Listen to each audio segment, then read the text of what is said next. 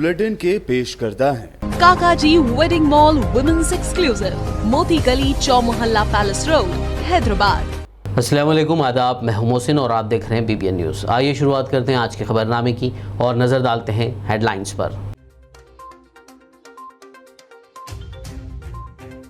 भारत के सीनियर सहाफ़ी विनोद दुआ का देहांत, सहाफत का एक बाब हुआ खत्म।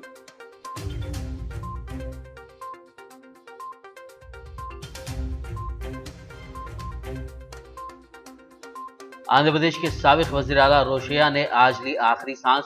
दोनों तेलुगु रियासतों के वज़राए आला, सियासी कायदीन ने पेश किया खिराज। कल इतवार को तमाम सरकारी एजाज के साथ अदा की जाएंगी आखिरी रसूमात।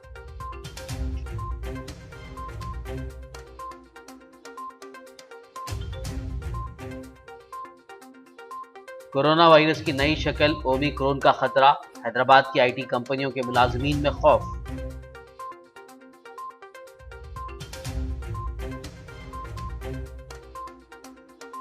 तनाज़ात के हल के लिए सालसी पहला तो अदालत आखिरी रास्ता होना चाहिए।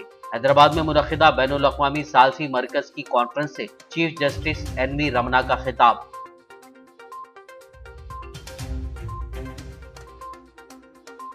सालसी तनाज़ात को हल करने के निज़ाम का कई सदियों से है हिस्सा। International arbitration and mediation centre conference से CM KCR का खिताब। हैदराबाद में कॉन्फ्रेंस के इनेकाद पर किया मसरत का इजहार।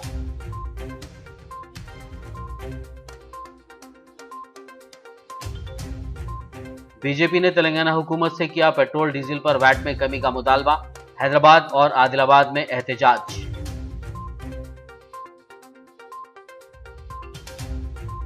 और अब खबरों की तफसील। भारत में सहाफत का एक जाना पहचाना चेहरा, HW न्यूज़ नेटवर्क के कंसल्टिंग एडिटर, पद्मश्री अवार्ड याफ्ता सीनियर सहाफ़ी विनोद दुआ का आज देहांत हो गया।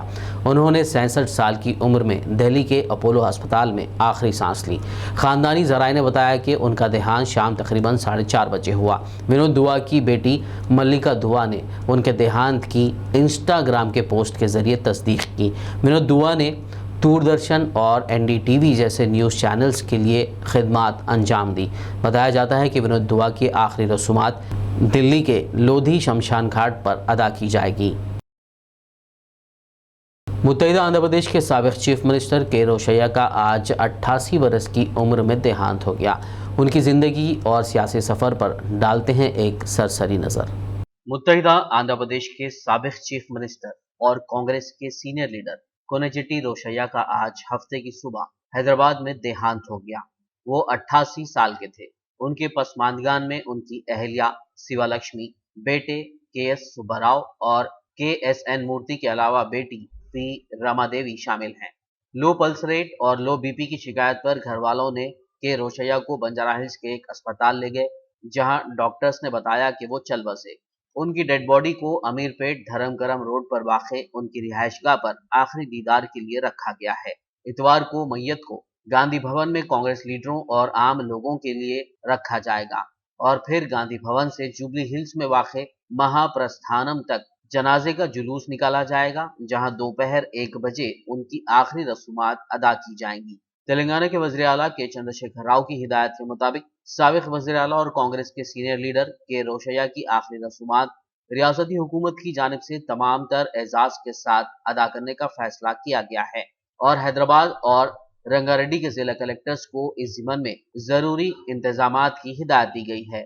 वहीं रियासती हुकूमत ने 4 से 6 दिसंबर तक 3 दिन का रियासती सोग मनाने का ऐलान किया है। K रोशैया 4 जुलाई 1933 को गुंटूर जिले के वेमूरू गांव में पैदा हुए। उन्होंने गुंटूर हिंदू कॉलेज से कॉमर्स की तालीम हासिल की।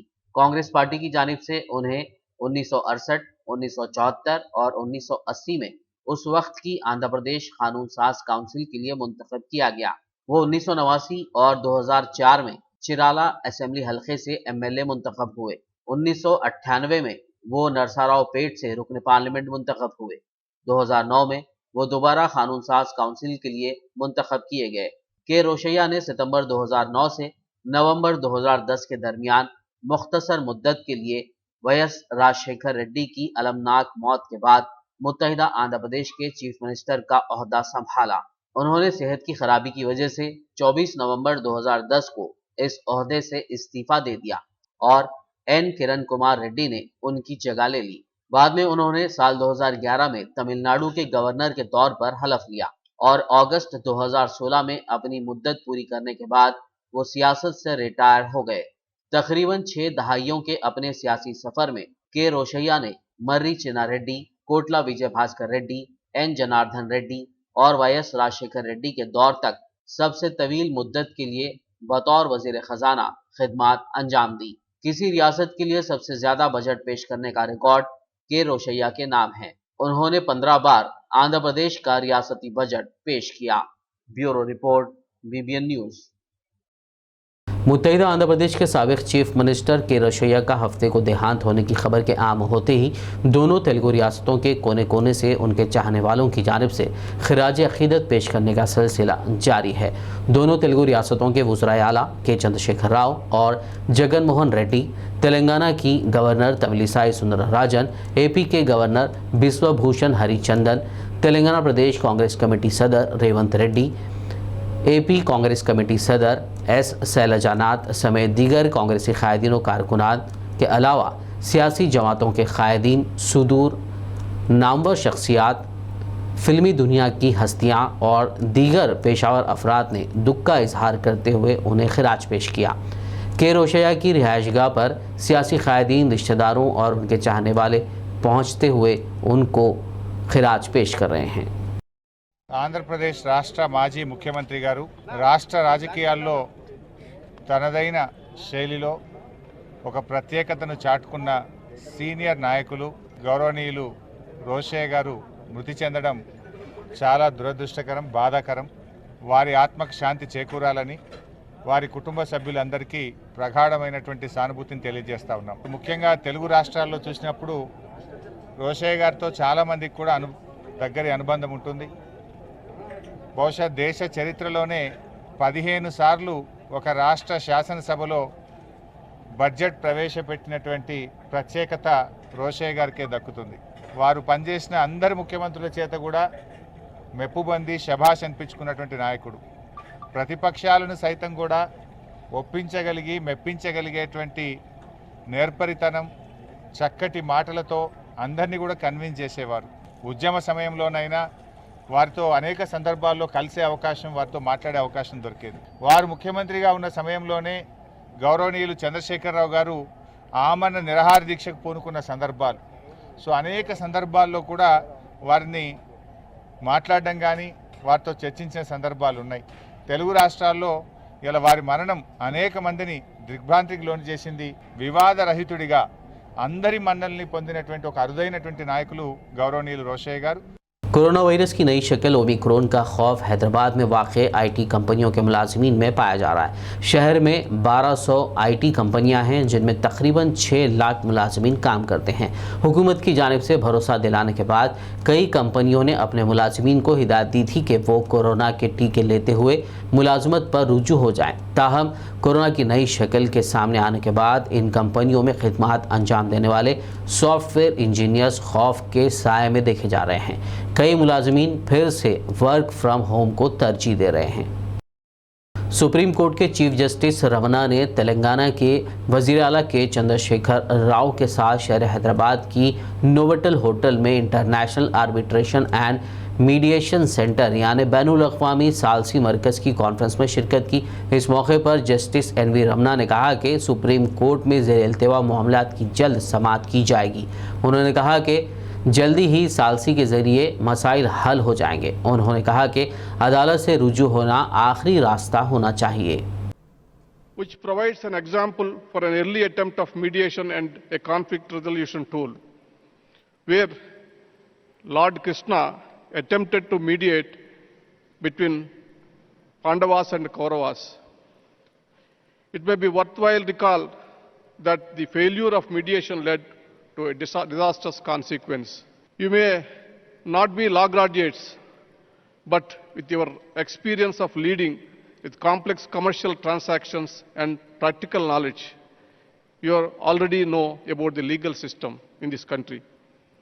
Many of you may already prefer alternative dispute resolution mechanisms before approaching courts. The reasons for conflicts are many: misunderstanding, ego issues, trust and greed can lead to conflicts. Ultimately, small difference of opinions can lead to a big conflict, and even a big conflict can be resolved with some effort in understanding one another. If conflicts arise in our personal life, they can be resolved by avoiding the people you don't like, or you can choose to personal sacrifice of some property or money to get mental peace by satisfying the other person's ego. Sometimes you may choose the path of silence or even develop a philosophical attitude to some issues. Every day in our lives, we face conflicts, be it between family members or in our business or in professional life. I am happy that after my initial suggestion and thoughts, Brother Justice Nageshwar Rao suggested that instead of small arbitration center, which I proposed a personal arbitration center by myself, a full-scale international institutional arbitration mediation center would help arbitration and mediation landscape in India at a lot. When I expressed my thoughts to the first time in Hyderabad in June this year, the Chief Minister reacted in a positive manner and has provided all support without any delay. Our thoughts become a reality only with the help of the Honorable Chief Minister and the Government of Telangana. International arbitration and mediation centre की conference से खिताब करते हुए वज़ीर आला के चंद्रशेखर राव ने कहा कि सालसी तनाज़ात को हल करने के निज़ाम का कई सदियों से हिस्सा है। जैसे मुल्क के गाँव में क़दीम ज़माने से पंचायतों में सालसी के ज़रिए तनाज़ात को हल किया जाता रहा है। उन्होंने कहा कि सनतों के मुख्तलिफ़ वजूहात की बिना पर तनाज़ात का सामना है और उन्हें सालसी के ज़रिए हल किया जा सकता है। सीएम केसीआर ने हैदराबाद में इस तरह की कॉन्फ्रेंस के इनेकाद पर मसरत का इजहार भी किया। and company secretaries firms, members of press, electronic media, distinguished invitees, ladies and gentlemen. On behalf of the government of Telangana and the people of Telangana, I would like to express my heartfelt gratitude to the Honorable Chief Justice of India, Sri N.V. Ramana Garu, for his decision to set up an international arbitration and mediation center in Hyderabad. I expect you to clap. We heartfully thank you, sir. Thank you so much for your kind gesture to our native place. All of us are aware that since ancient time in India, settlements of dispute by village elders has been prevailing. The new trend of alternative dispute resolution system is stemmed from the traditional resolution of disputes at Ratcha Banda in olden days. Now the arbitration is recognized one of the best modes of alternate dispute resolution. India embarked on the liberalization of the economy, particularly industrial and finance sector, as a strategy for economic growth 3 decades ago.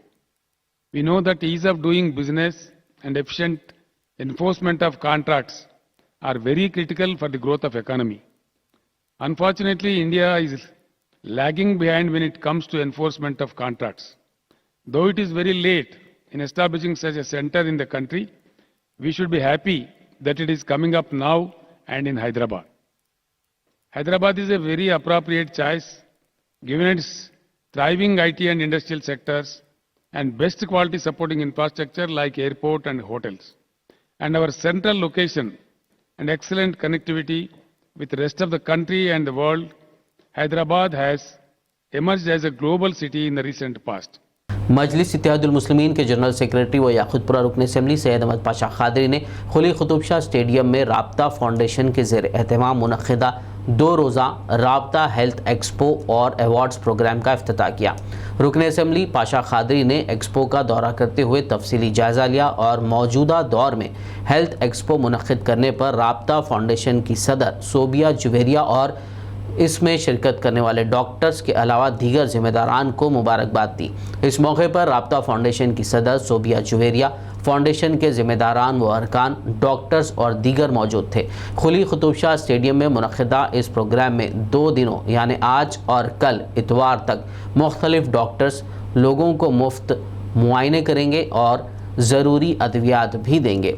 वहीं corona के भयानक दौर में खिदमत अंजाम देने वाले doctors व दीगर तिब्बी माहिरीन को राब्ता अवार्ड से नवाजा जाएगा। राब्ता फाउंडेशन की सदर सोबिया जुवेरिया ने तमाम शहरियों को इस 2 रोज़ा हेल्थ एक्सपो से इस्तेफादे की अपील की है। खबरनामे में फ़िलहाल लेंगे एक ब्रेक, मुलाकात होगी इस छोटे से ब्रेक के बाद।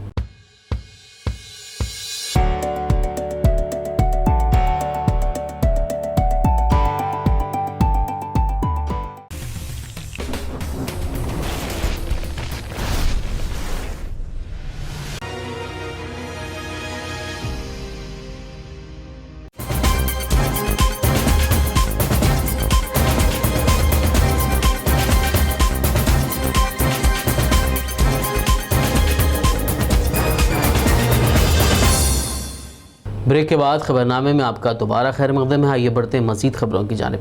पेट्रोल डीजल पर वैट में कमी का मुतालबा करते हुए शहर हैदराबाद के गोशा महल में बीजेपी कायदीन कारकुनान ने एहतजाज किया।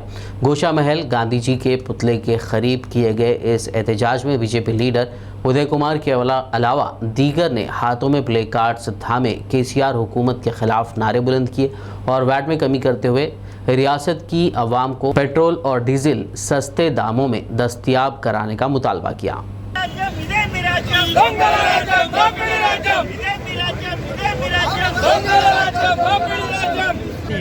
मंगला डिवीजन कॉर्पोरेटर शशिकला कृष्णा और Goshamahal division Goshamahal constituency convener Krishna, आज ये कार्यक्रम करने का उद्देश्य क्या है कि सेंट्रल गवर्नमेंट से वैट उतारे गए रेट कम करे सो है और स्टेट गवर्नमेंट के ऊपर भी वैट कम करो बोल के बोले सो है।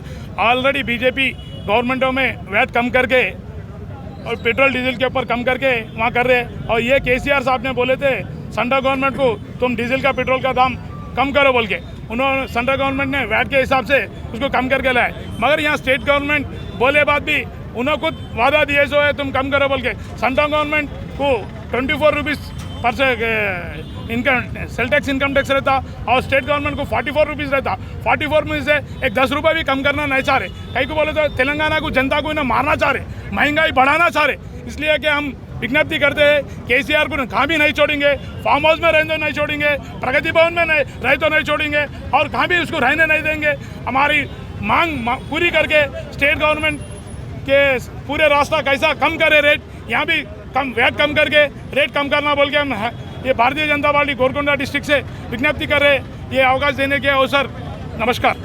पेट्रोल और डीजल पर वैट में कमी का मुतालबा करते हुए बीजेपी कायदीन ने ओबीसी मोर्चा के ज़ेर एहतमाम शहर मुस्तक़र आदिलाबाद के गांधी चौक के सामने धरना दिया। इस मौके पर बीजेपी की रियासती एग्जीक्यूटिव मेंबर सुहासिनी रेड्डी ने रियासती हुकूमत से पेट्रोल और डीजल पर वैट कम करने का मुतालबा किया। इस एहतजाज के दौरान बीजेपी ओबीसी मोर्चा के रियासती कायदीन जी क्रांति कुमार, राजू यादव, दिनेश एम, वेद व्यास और दीगर मौजूद थे। తెలంగాణ వ్యాప్తంగా అన్ని జిల్లా కేంద్రాల్లో పెట్రోల్ డీజిల్ పైన వ్యాట్ తగ్గించాలని చెప్పి ఈరోజు భారతీయ జనతా పార్టీ తరఫున నిరసన మరియు డిమాండ్ చేస్తున్నాము. దేశంలోని అనేక రాష్ట్రాలు కేంద్రము తగ్గించిన తర్వాత పెట్రోల్ డీజిల్ పైన తమ రాష్ట్రాల్లో మరి పెట్రోల్ డీజిల్ పైన వ్యాట్ తగ్గించింది. మరి తెలంగాణ రాష్ట్రము ధనిక రాష్ట్రము, మిగులు బడ్జెట్ ఉన్న రాష్ట్రం అని చెప్పి పదే చెప్తున్న కేసీఆర్ గారు ఈనాడు పేదల మీద నిత్యావసర వస్తువుల మీద భారం పడుతుంది. కాబట్టి మరి తెలంగాణ ప్రజలకు భారం తగ్గించడానికి కేంద్ర ప్రభుత్వం తీసుకున్న నిర్ణయానికి అదనంగా మరి పెట్రోల్ డీజిల్ పైన 10 నుంచి 15 రూపాయలు తగ్గించాలని చెప్పి మేము డిమాండ్ చేస్తున్నాం. భారతీయ జనతా పార్టీ తరఫున గత 4-5 రోజులుగా వివిధ మోర్చాల ద్వారా మేము ఈ నిరసన కార్యక్రమాన్ని ఏర్పాటు చేస్తున్నప్పటికీ మరి టీఆర్ఎస్ ప్రభుత్వం మొండి వైఖరి ప్రకటిస్తుంది. ముఖ్యంగా కేసీఆర్ గారు స్వయంగా నేను రూపాయి కూడా తగ్గించాలని చెప్పి ఈ రకంగా ప్రజలను మరి తెలంగాణ ప్రజల మీద ఎంతటి ప్రేమ ఉందో అర్థమవుతుంది. ఇప్పటికైనా తెలంగాణ ప్రభుత్వం దిగివచ్చి తెలంగాణలో ప్రజలని కాపాడడానికి, అధిక ధరల నుంచి తప్పించడానికి మీరు వెంటనే పెట్రోల్ డీజిల్ మీద వ్యాట్ని తగ్గించాలని చెప్పి భారతీయ జనతా పార్టీ తరఫున డిమాండ్ చేస్తున్నాము. లేనిచో రాబోయే రోజుల్లో తప్పకుండా ఆందోళన చేస్తామని చెప్పి తెలియజేస్తున్నాము. Telangana Urdu working journalist federation की जानिब से रियासत के 3 मुमताज़ सहाफ़ियों के नाम से मौसूमा अवार्ड्स के लिए सीनियर सहाफ़ियों के नामों को खतियत दी गई। फैज़ मोहम्मद असगर अवार्ड जनाब शौकत अली ख़ान सीनियर सहाफ़ी हैदराबाद, अनवर अदीब अवार्ड जनाब ताहिर रोमानी सीनियर सहाफ़ी हैदराबाद और तबस्सुम फरीद अवार्ड जनाब सैयद मुनीर सीनियर सहाफ़ी ज़हीराबाद को देने का फ़ैसला किया गया है। ये अवार्ड्स 10,000 रुपये नक़द, यादगार मोमेंटो, तौसीफ़नामा, शॉल और गुलदस्ते पर मुश्तमिल है। अवार्ड हर साल फेडरेशन की जानिब से दिए जाते हैं। आज Telangana Urdu working journalist federation का इजलास सदर M.A. माजिद की ज़ेर सदारत मुनक़्क़िद हुआ। इस मौके पर जनरल सेक्रेटरी सैयद गौस मोहिउद्दीन ने रिपोर्ट पेश की। गौरतलब है कि अवार्ड्स तकरीब 10 दिसंबर बरोज़ जुमा शाम 6 बजे उर्दू मस्कन हॉल रूबरू चौ मोहल्ला पैलेस खिलवत हैदराबाद में मुनक़्क़िद होगा, जिसमें वज़ीर दाखिला मोहम्मद महमूद अली, नायब सदर नशीन state planning board Vinod Kumar, रुकन assembly Ahmed bin Abdullah Balala, chairman state Waqf board Mohammed Saleem, state media academy के chairman Allam Narayana, secretary board of intermediate education Syed Umar Jaleel, अक़लियती कमीशन के साबिक़ chairman Mohammed Qamaruddin, Indian journalist union के सदर के श्रीनिवास रेड्डी, उर्दू एकेडमी के डायरेक्टर सेक्रेटरी मोहम्मद गौस, साबिक़ सदर शोबे Urdu Jamia Osmania S.A. Shakoor, general secretary Telangana union of working journalist Khwaja Virahat Ali को मदऊ किया गया है। आज हुए फेडरेशन के इजलास में ताहिर रोमानी, हबीब अल Jilani, FM Salim, SSK Husaini Iqbal, Mohammad Amjad Ali, M.A. Mohsin, Sheikh रफ़ीक, खादर फैसल और लतीफ़ बाबला ने शिरकत की। फेडरेशन ने उर्दू सहाफ़ियों से 10 दिसंबर को मुनक़्क़िद शुदनी सालाना अवार्ड तक़रीब में शिरकत की ख्वाहिश की है। ज़िले विकाराबाद के तांडूर में सड़कों की तामीर और बढ़ती आलूदगी पर काबू पाने, मेडिकल कॉलेज के क़याम व दीगर मसाइल की यकसुई का मुतालबा करते हुए तांडूर डेवलपमेंट फोरम की जानिब से बंद मनाया गया। इस दौरान अम्बेडकर चौराहे पर जंजीरी भूख हड़ताल का आगाज़ किया गया। बाद-ए-अज़ां एहतजाजियों ने इंदिरा चौराहे तक रैली निकाली। इत्तला के साथ ही तांडूर पुलिस ने बिना इजाज़त एहतजाज के ख़िलाफ़ कार्रवाई की। एहतजाजियों ने पुलिस की कार्रवाई के ख़िलाफ़ नारेबाजी करते हुए इंसाफ का मुतालबा किया। रुकन असम्बली पायलट रोहित रेड्डी ने फौरी मुकाम एहतजाज पहुँच कर मुतालबात की यकसुई का तयख़ुन दिया। నేషనల్ హైవే కింద ఆల్రెడీ మనకు శాంక్షన్ అయ్యింది. తర్వాత 163 అండ్ 167N కలుపుతూ 51 కిలోమీటర్లు కూడా నేషనల్ హైవేకి ప్రతిపాదన పంపిన పేపర్ని కూడా నేను ఇప్పుడే మీకు చూపిస్తానని చెప్పి కూడా మీ అందరికి తెలియజేస్తా ఉన్నా. అయితే ఈ పనులన్నింటినీ కూడా మరి మొన్ననే మీరు చూసినారు. ఇప్పుడు కాగ్నా వంతెన మరి ఎన్నో ఏళ్ల నుంచి పెండింగ్ లో ఉండే ఈ కాగ్నా వంతెన పని మొన్న వర్షాకాలం అయిపోయిన తర్వాత మనకు పూర్తయింది. వర్షాల వల్ల కూడా మనకు చాలా ఇబ్బంది ఏర్పడ్డది. వర్షాలు ఇంత విపరీతంగా పడతాయని చెప్పి మనం ఎన్నడూ కూడా ఊహించలేదు. మీకు అందరికీ తెలుసు, ఎప్పుడు పొంగని కాగ్నా నది నేను ఎమ్మెల్యే అయినాక ఇప్పటివరకు 3 సార్లు మొదటి వర్షంలోనే కాగ్నా నది 3 సార్లు పొంగింది. అయితే ఏ ఒక్కసారి కూడా ఇంతకు ముందు కాగ్నా వంతెన తెగిపోతే అది రిపేర్ చేయడానికి, మరమ్మతులు చేయడానికి 20 నుంచి 40 రోజులు పట్టిన విషయం మీ అందరికీ తెలుసు. కానీ నా హయాంలో మా టీఆర్ఎస్ పార్టీ ప్రజాప్రతినిధులు, టీఆర్ఎస్ పార్టీ నాయకులు కేవలం 24 గంటల్లో మీకు ఎటువంటి అసౌకర్యం లేకుండా మరమ్మతులు చేసిన విషయం కూడా మీకు అందరికీ తెలిసిన విషయమే.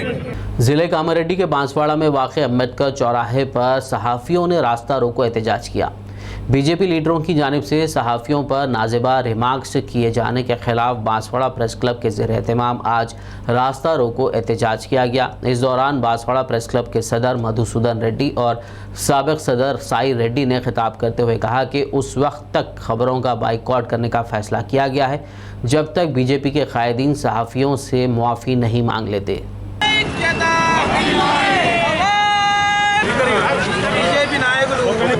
ఇటీవల జరిగినటువంటి కొన్ని మీటింగ్లలో బీజేపీ నాయకులు మా జర్నలిస్టు పైన అనుచిత వాక్యాలు చేస్తున్నారు. అది చాలా సిగ్గు.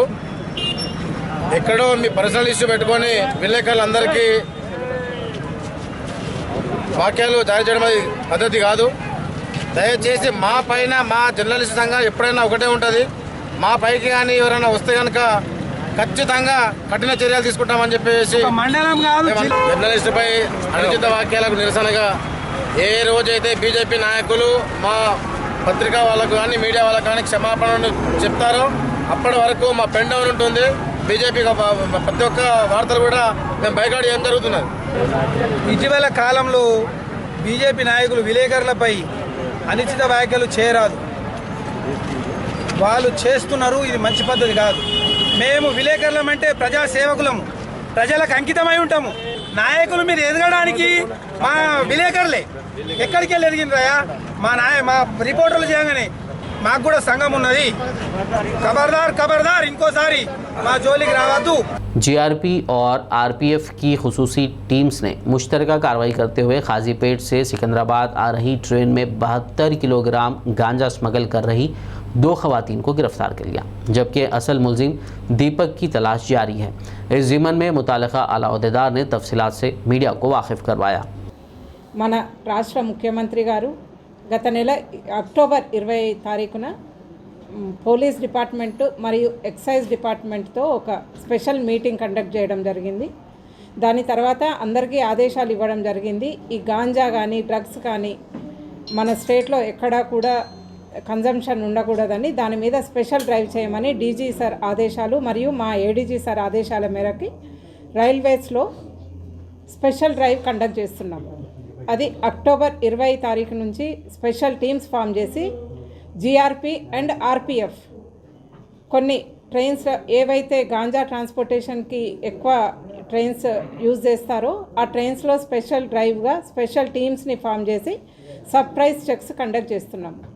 ఆ సర్ప్రైజ్ చెక్లో భాగంగా నిన్న ఎల్టీటీ ట్రైన్లో కాజీపేట్ నుంచి సికింద్రాబాద్ వరకు మా స్పెషల్ టీమ్ సర్ప్రైజ్ చెక్ చేస్తుంటే S8 కోచ్లో 8 బ్యాగ్స్ అండ్ 2 ప్యాసింజర్స్ కొంచెం సస్పిషియస్గా కనిపించడం జరిగింది.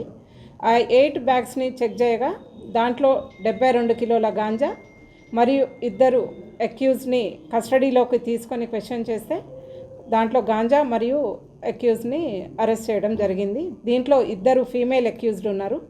వాళ్ళిద్దరు కూడా పూణే మహారాష్ట్రకు చెందిన వాళ్ళు. వీళ్ళిద్దరూ A2 అండ్ A3. వీళ్ళు కాక A1 ఉన్నారు. A1 ఇంకా దీపక్ అని పేరేంది దీపక్ సాంగ్యాల్ అని అతను కూడా మహారాష్ట్ర మెయిన్ దీన్ని అంతా కూడా రిసీవర్ అతన్ని ఇంకా అరెస్ట్ చేయడం పెండింగ్ ఉంది. ఇంకేం చెప్పాలి, ఇదే వీళ్ళ మీద ఇప్పుడు అరెస్ట్ చేసిన వాళ్ళ మీద మాత్రం గతంలో ఏం కేసులు లేవు. వీళ్ళని కస్టడీకి తీసుకొని క్వశ్చన్ చేస్తే ఏంటంటే వీళ్ళు ఈ దీపక్ సాంగ్యాల్ అనే అతను ఈ కేటరింగ్లో కేటరింగ్ వర్క్ చేస్తుంటాడు అనమాట పూణేలో. ఆ క్యాటరింగ్ వర్క్లో ఈ 2 అక్యూజ్డ్ ఎవరైతే ఉన్నారో ఫీమేల్ అక్యూజ్డ్ వాళ్ళ దగ్గర లేబర్గా పనిచేయడానికి వచ్చినప్పుడు వీళ్ళిద్దరిని ట్రాప్ చేసి వీళ్ళకి అరకు వరకు టికెట్స్ ఇతనే బుక్ చేస్తాడు పోవడానికి రావడానికి.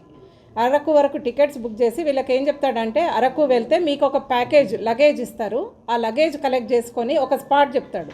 ఆ స్పాట్ దగ్గరికి వీళ్ళు వెళ్తే మీకు ఒక లగేజ్ ఇస్తారు, ఆ లగేజ్ తీసుకొని మళ్ళీ పూణేలో అతనికి హ్యాండ్ ఓవర్ చేయాలి. దానికోసం వీళ్ళకి 5,000 10,000 అట్లా లేబర్ ఛార్జెస్ కింద ఇస్తున్నాడు. అయితే వీళ్ళని కస్టడీకి తీసుకున్న తర్వాత వీళ్ళు కన్ఫెస్ చేసింది ఏంటంటే దీనికంటే ముందు కూడా ఒక 2 times ఎర్లియర్ शहर हैदराबाद में north zone commissioners task force team ने मुसद्दिक़ा इत्तला पर कार्रवाई करते हुए फेक गवर्नमेंट जॉब रैकेट का पर्दाफाश किया। इस दौरान उन्होंने 3 धोखेबाजों को गिरफ्तार कर लिया, जिनमें 2 मर्द और 1 खातून शामिल हैं। ये लोग बेरोज़गार नौजवानों को जूनियर और रिकॉर्ड असिस्टेंट के तौर पर सरकारी मुलाजमतें फराहम करने के झूठे वादों से धोखा दे रहे थे। तेलंगाना स्टेट के महकमे पंचायत राज वगैरह में असिस्टेंट मुलाजमत के ख्वाहिशमंदों से भारी रकम ठग लिया करते थे और उन्हें जाली अपॉइंटमेंट ऑर्डर की कॉपियाँ फराहम करते थे। इन लोगों ने तकरीबन 25 बेरोज़गारों को मुलाजमत फराहम करने के नाम पर 1,27 लाख रुपए का चूना लगा चुके हैं। टास्क फोर्स टीम ने मुलजिमीन और उनके पास से जब्त जाली दस्तावेजात नगद रकम को मज़ीद तहक़ीक़ात के लिए पंजागुट्टा पुलिस के हवाले कर दिया। शहर हैदराबाद की हबीबनगर पुलिस ने एडिशनल डीसीपी मोहम्मद इकबाल सिद्दीकी की क़यादत में अफजल सागर इलाके में कम्युनिटी कॉन्टैक्ट प्रोग्राम मुनक़्क़िद किया। इस दौरान पुलिस एहलकारों ने अफजल सागर की गलियों का अहाता किया, गाड़ियों की जांच की, पेंडिंग चालानात की निशानदेही कर फौरी चालान भरने की हिदायत दी, जबकि चालानात की रकूमात की अदम अदायगी पर गाड़ियों को सीज़ भी किया गया। इस मौके पर आवाम से उनके मकानात पर तफसीलात से वाकिफियत हासिल की गई। कम्युनिटी कॉन्टैक्ट मुहिम का मकसद आवाम में भरोसा और जराइम पर काबू पाना है। दौरान में वो जुमला 23 गाड़ियाँ सीज़ किए गए और 1,04,040 रुपये फाइन अमाउंट पेंडिंग है गाड़ियों पर। और उनको ताकीद करेंगे कि भाई जो भी चालान पेंडिंग चालान है वो जल्द से जल्द बंद कर अपनी गाड़ी रिहाई कर लीजिए। और ये वो एक ऐसा प्रोग्राम है जहाँ पर पुलिस और पब्लिक इंटरफेस है और इसमें जो लोग पुलिस स्टेशन नहीं आ सकते वो लोग अपने अफसरान से मिल सकते हैं, मिल के अपने जो भी मसाइल है बोल सकते हैं।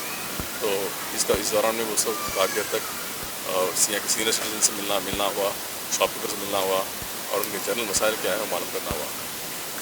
बस ऐसा नहीं है, देखिए आज के ज़माने में कैसा है कि जो वायलेशन हो रहे हैं, पहले ट्रैफिक की गाड़ियाँ ट्रैफिक कांस्टेबल्स और पुलिस ऑफिसर्स गाड़ी रुका के चालान करते थे, उसमें काफ़ी तौर पर इंटरेक्शन होता था, इंटरफेस होता था, बहस होती थी। तो अभी क्या होगा, पूरा ई चालान सिस्टम हो गया। ई चालान सिस्टम में क्या है, आप वायलेशन जानबूझ के कर रहे हैं, हेलमेट नहीं पहन रहे हैं, रेड लाइट जंप कर रहे हैं या ट्रिपल राइडिंग कर रहे हैं या नंबर प्लेट इरेगुलर रख रहे हैं, तो वैसे दौरान पे क्या होता कि फ़ोटो निकालते हैं आपकी गाड़ी का, निकाल के घर पे ऑटोमेटेड मैसेज आता है, आने के बाद में आपको चालान आता। तो वो अगर आप उसको इग्नोर करते रहे, नहीं भरे, तो अब जब एक गाड़ी पे हमारा डेली BSR में भी डिस्कशन होता है इसका कि टॉप वायलेशंस, एक गाड़ी पे एक बार 30-35 हज़ार रुपये चालान होता, गाड़ी का आपका वर्थ 10-12 हज़ार का रहता। तो ये वायलेशन के बारे में उनको आगाह करना है, उनको इल्म दिलाना है कि भाई आपकी गाड़ी पे तो चालान है, आप जल्द से जल्द भर लीजिए। नहीं करेंगे, हम उनको बता देंगे, अगर कोई पे कर सकता है तो पे कर सकते हैं, छोटा अमाउंट पे करना चाह रहे हैं कर सकते हैं, अदरवाइज़ फिर उन लोगों को बता देंगे कि उनको हमारे टाइम बता देंगे कितना चालान है, वो लोग जाकर जल्द से जल्द भर लेंगे गाड़ी। नहीं करेंगे, गाड़ी सीज नहीं करेंगे, उनको खाली इत्तला देंगे, इल्म देंगे कि भाई आपके ऊपर चालान पड़ेंगे। क्योंकि होता क्या मालूम कि रिसेंटली मेरे पास भी एक रिक्वेस्ट थी, एक गाड़ी छोटी गाड़ी पे 12,000 चालान पड़ेंगे। घर में पेरेंट्स को इत्तला नहीं है, बच्चे अर्ली मॉर्निंग गाड़ी लेके चले जाते हैं, माइनर्स है बच्चे, तो उसमें क्या है पेरेंट्स की जिम्मेवारी है, गाड़ी की चाबी लगा दिए कीबोर्ड पे, वहाँ से बच्चे गाड़ी लेके चले गए और घुमाते रहे गाड़ी, साइड जंप करते रहे, ट्रिपल राइडिंग करते रहे, तो क्या होता बहुत सारे टाइम पे पेरेंट्स मालूम होता। और जब लेटर आता है घर को, ये बच्चे वो सब लेटर पर डिस्ट्रॉय कर देते, तो घर वालों को मालूम नहीं था कि भाई ये चालान गाड़ी पे है या नहीं है। तो उनको हम इत्तला करेंगे भाई अभी गाड़ी पे चालान है, आप जल्द से जल्द पे कर लीजिए। आखिर में एक नज़र हेडलाइंस पर। भारत के सीनियर सहाफ़ी विनोद दुआ का देहांत, सहाफ़त का एक बाब हुआ खत्म।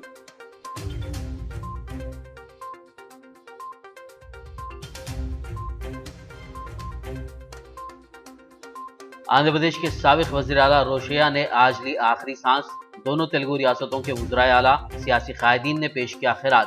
कल इतवार को तमाम सरकारी एजाज के साथ अदा की जाएंगी आखिरी रसूमात।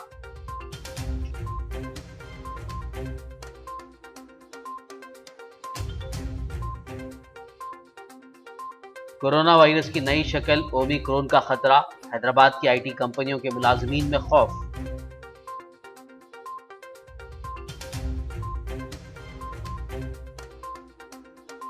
तनाज़ात के हल के लिए सालसी पहला तो अदालत आखिरी रास्ता होना चाहिए। हैदराबाद में मुनक़िदा बैनुल अक़वामी सालसी मरकज़ की कॉन्फ्रेंस से चीफ जस्टिस NV रमना का खिताब।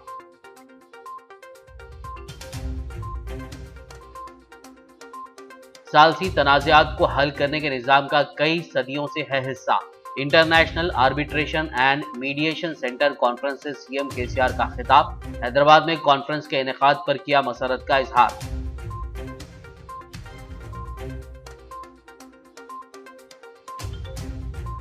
बीजेपी ने तेलंगाना हुकूमत से किया पेट्रोल डीजल पर वैट में कमी का मुतालबा। हैदराबाद और आदिलाबाद में एहतजाज।